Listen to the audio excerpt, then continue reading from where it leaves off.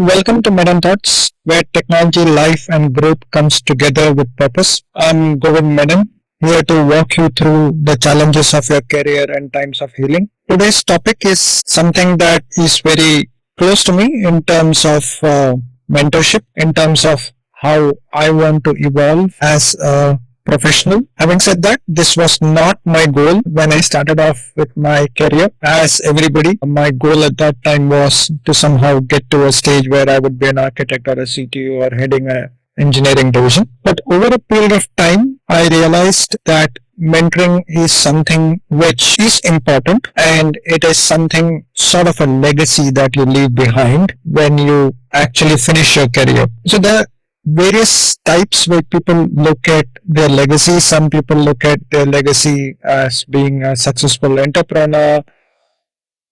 Some look at being good technical, sort of technical gurus when they want to end their career. Do I have that wish of being a big entrepreneur or a technical guru? Yes, of course I have. But over a period of time, I looked at it from an angle, not it didn't come to me as a flashbulb, right? I mean, or how do you say it, as a big idea that no, I have to get into mentorship. Read books, and when I was reading books, I was reading about Ratan Tata once, and Ratan Tata, although being a big entrepreneur, but I think he has been a very good mentor to a lot of people. Must have seen in a lot of places. But apart from the book, there were quite a few people over a period of time, initially in my career, who mentored me when I was a young engineer. That time I didn't know they were mentoring me, though I thought they were good managers for me. This whole idea of being a good mentor came to me, I think, in 2000, after 2008 or 2009. 2008, 2009, when I joined this organization, which was called Crimson, and then it was eventually bought over by APCO Advisory and then by Optum now. Though I was not part of Optum, I was part of APCO Advisory. So when I was in Crimson, the CTO there, his name is David Chow. He used to guide me on a lot of things, technology-wise. That time we used to think, he's a bit pushy and all that stuff, but there were a lot of things over a period of time between 2008 through 2018. So I was there with them till 2000, I think 16. I think that was when I left that organization, where I was working very closely with him on a couple of projects. The way he guided me on a lot of things, it enlightened me on a lot of stuff in technology side, right? I mean, the way he used to talk about, so I remember once when we were talking, and he used to always, during a sprint stand-up or anything of that sort, he would say, if we say that there is a bug in the production environment, the way he used to put it across would be, it's a production issue with an emphasis on production, right? Which guided us towards the fact of saying that, hey, you know what? It's a production issue. It's not like just a bug in the system. Even if it's a small bug, it's a production issue. It has gone out and our clients are seeing it. So we used to mentor pretty well in those directions. And of course, on technology, he was a super guru. I am nowhere near to him, but he did guide a lot on the technology side. Today, what I am on the technology front, I would say 2009, 99.9% it is his hand. Then we had another manager who came in there. His name, I've taken it in a couple of videos. His name is KK Bavaraju. He came in, I think in 2013, 14, I think. He came into the organization as an site engineering manager. This is a pretty different, unique role that we had, right? He's the one who he ignited this whole thing inside me about mentorship. So after he came in, we started taking interns before that we never took interns from colleges. After he came in, we took interns from the college, from Amritas and IITs and all that. So he guided us in how to pick up interns and then build a good internship platform in the organization. which actually opened up my, I would say, my mentorship DNA inside me, if you may. And I mean, so over this period, what I realized is in tech world, we often talk about tools, frameworks, and systems, but we forget sometimes the most powerful thing in this whole ecosystem of software development, that is people, right? And nothing accelerates the growth of that powerful thing called people more than the right mentor, right? Or being one of the mentors. So as you grow in the organization, you are part of the culture, and if you are a good employee, you would want that culture to spread to every person within that organization. Organizations are like living beings, right? I mean, so they either assimilate the person into themselves, or they will puke you out. So how do you help these people who are coming out from an external world into the organization and make them part of the organization? Because if everything works cohesively, then only an organization grows, right? So it doesn't mean that everything working in a clockwise manner in terms of releases. Of course, those are very important. Releases, product delivery, customer management, all these things are very, very important. But to achieve that, your foundation has to be great. And if your foundation has to be great, your people have to have the same culture. And if people have to have the same culture, it has to be spread top down by the mentors or by the people who are there in the organization. Hence, this mentorship program becomes very, very important. So, since this is more about, I mean, I have spent most of my career in tech.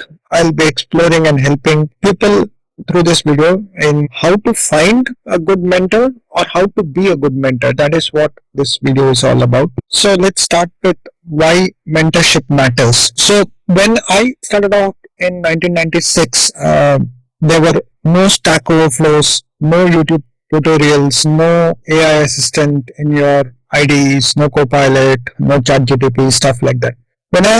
When I had started, and what shaped my career were a few key managers whom now I understand were my mentors. They didn't just help me in debugging the code, right? I mean, they helped me in getting clarity, direction, and belief, especially when things were tough, right? So when you start off as a new developer, you're bound to make mistakes. You're bound to slip on a couple of deliveries. You're bound to goof up on a couple of things. A lot of times sometimes I had deleted data, a lot of data which is there, or not able to talk to the customers with such a fluent confidence, if you may. So that time, the managers who were there in my first company, for example, there was one manager called Arvind. He was really a great guiding force towards how to interact with the customer, how to debug the code, how to look at things at a granular level and stuff like that.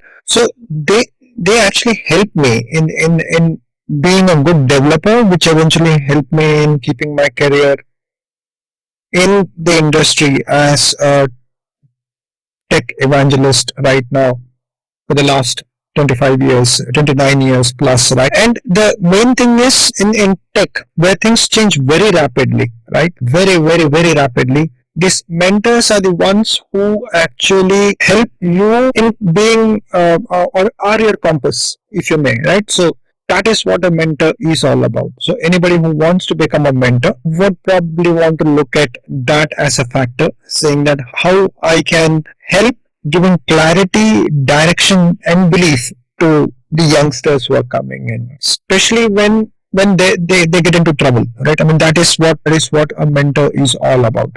Having said that, how do you find a great mentor? Now, you don't have to find, to finding a great mentor, you have to look at a person who has got good values. Look for values rather than titles, right? I mean, not always your VP is a good mentor. It could be just that senior dev who's there, who cares, who listens, who shares, who guides you. They're gold for you, right? As mentor. Look at the values of the person and look at how he executes his code or how he does his day-to-day operations. That guy might be your best mentor. When you're trying to find a mentor, always be very specific what you're asking to them, right? I mean, so for example, instead of asking him, for example, can you be my mentor to me? The better way is probably looking at, I like your approach towards architecture. Could you give me 30 minutes where I can spend with you every week and understand how architecture works? Or it could be the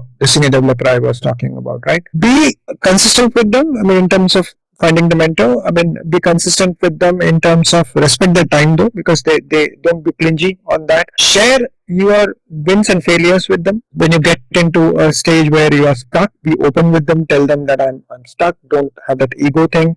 Follow up with them. If you do not know something, don't hesitate to go and tell them that you don't know about it. You are trying to learn about it, however trivial it is, right? A good mentor would understand it and then try to give you examples which can help you in guiding through those and let it be two-way street. I mean, it could be something like you don't even realize. Probably mentors also are looking to gain knowledge from giving knowledge to people. So try it to be a two-way conversation street. That's why I said share your wins, share your failures, and then see how you can build it on that. I mean, I'm talking more on a professional side here, right? You can have more than one mentor also. You don't have to like stick to one mentor. You can look at mentors who there are multiple people in the organization whom you like. Just on the inside, it could be a junior whom you want to pick it up as a mentor. Just saying, right? I mean, there might be a kid in the team who is actually outperforming everybody else. He may not have the same knowledge as you, but he might have some values which you want to bring it in into your system. So like small things that could affect your day-to-day operations or day-to-day working style. So I remember like when we were talking with KK once, he was trying to push people to be in office on time. At that time it was a thing, right? When people used to be like at 9 o'clock, you have to punch in and start working and all that stuff. He once said one thing which I have kept in my back of my head always. When you keep repeating a particular thing, it becomes a habit, right? So for example, if you're sleeping at 10 o'clock a week, so let's assume that you're getting late in the morning. Say you always get up late at 8:39. But if you start making it a habit in the sense that every day putting an alarm and then waking up at 6 o'clock, you might notice that after a week or a week and a half, even before the alarm hits, your eyes will open. That's called a habit. There are a lot of times people say be 5 minutes early to a meeting. I mean, a lot of people say this and a lot of people try to practice that. So I have been doing this in a different way. What I do is if there is a meeting at say 12 o'clock, I get into that meeting at 11:55. I kept doing that for a couple of meetings, a week, a month, 6 months, and then it became a habit. Now it is like whenever there is a meeting, I'm there 5 minutes early, right? I mean, that becomes a habit. So you can actually look at habits that are there from a junior, which you want to bring it into your system, right? I mean, you want to incorporate into your system. That is also a way of looking at a mentor, right? This is how you can find a mentor, right? I mean, these are few tips that I'm giving. Finding a mentor is fairly simple. How to be a great mentor, right? I mean, that is more trickier. So here is what I have learned over the years trying to mentor young developers. I don't know whether I'm a good mentor or not, but as a mentor who has worked in a bigger corporate with 300 plus people, and as a startup founder, which I ran for 2-3 years, I believe that as a mentor, you don't teach, you guide, right? I mean, help them discover the answer. Don't just deliver the answer to them, right? I mean, try helping them in discovering it. You take them to walk them through the problem. You get to a stage where you are leading them in the right path and help them in identifying the problem. If you are giving them the answer, then you are not a good mentor, right? If you are giving the answer, then you are not a good mentor. You are just another Wikipedia. Okay. If you are actually trying to guide them properly, you will help them in discovering it. That's what I believe. Share your failures with them. I mean, I know as a manager, you probably don't want to share your failures to your team and stuff like that, but a person whom you're taking as a mentor, right, in your under your wings, it is important for them to learn from mistakes of others. It could enhance their possibility of reducing that mistake overall, right? I mean, that is what the whole thing is. And when you are open with your mistakes, I'm not talking about personal mistakes, I'm talking about professional mistakes. It helps them in relating and saying, okay, even a senior person can make mistakes, right? And that helps them in probably trying to avoid those mistakes, right? Yeah, you have to be subtle on that, but still, you can do that, right? Okay. The other thing which is a bit difficult for me, which had been a bit difficult for me, but now it is getting better, is basically listen more than you speak. Sometimes because you have got that much knowledge, you tend to cut the other person and you try to give your preaching faster, or your thoughts faster. It's always better, like sometimes your presence just there and listening to what they are saying matters more than your pointers, right? And it also helps when you're listening the whole scenario and then giving a complete solution, right? Instead of actually giving half-baked solutions halfway through without even listening to the entire problem. Empower them, don't direct them. You are not the boss as a mentor. You are a mirror. You are a sounding board. You are a fellow traveler. That's how a mentor should be working out, right? I mean, you are not his boss. You are not his principal. You are not his teacher. You are a mirror, a sounding board, and a fellow traveler. That is how you should look at if you want to become a good mentor. And this can be a bit tricky. Be honest, right? Don't sugarcoat. That will not help. Feedback that you give delivered with care transforms lives. That's what I believe. When you're giving a feedback, be honest, but don't be brutal. Be honest, not being brutal, right? I mean, that's a subtle thing that you might want to look at. Being a mentor isn't actually being perfect. It is about showing up, sitting with them, talking with them, and then probably guiding them and then listening to them. That is what mentorship is all about. Guiding being the most important factor, not teaching. If it is teaching, you could probably go and look at being a professor, right? I mean, those are different lines, right? So closing part, I would say, like, I mean, it's a very small story. If you want to listen to it, there was a young engineer which I mentored some years back. He was brilliant, but he was unsure. But he was much more better developer than me. Over time, though, through small check-ins and couple of difficult conversations, I saw him grow into a confident leader, and now he's in a very good position. I will not take the name, but one day after a long time, when we were speaking, he was just saying, "I didn't just learn from you. I mean, I didn't just learn tech from you, right? I learned how to trust myself." That actually for me is mentorship. I mean, from my point of view, it was like I had enabled that person to move forward, right? So yeah, so that's what I wanted to just mention. That's what mentorship is all about for me, right? Whether you're searching for being a mentor or becoming one, share this video with people. I mean, this might help people who want to become mentors. This might help people find a mentor. So, yeah, that's all from me in this video. Yep, this is Menon Thoughts signing off. Until we connect again, keep learning, keep caring.